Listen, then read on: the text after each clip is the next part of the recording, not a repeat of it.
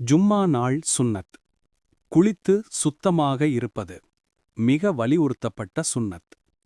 நல்ல ஆடைகள் அணிதல்.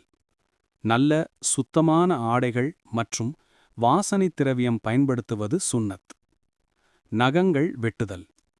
சுரா கஹஃப் ஓதுதல். வெள்ளிக்கிழமை சுரா கஹஃப் ஓதுகிறவருக்கு 2 வெள்ளிக்கிழமைக்கிடையிலான பாவங்கள் மன்னிக்கப்படும். அதிக சலவாத் சொல்லுதல். நபி ஸல்லல்லாஹு அலைஹி வஸல்லம் மீது அதிகமாக சலவாத் சொல்ல வேண்டும். தொழுகைக்கு முன்பு மஸ்ஜிதில் சீக்கிரம் செல்வது.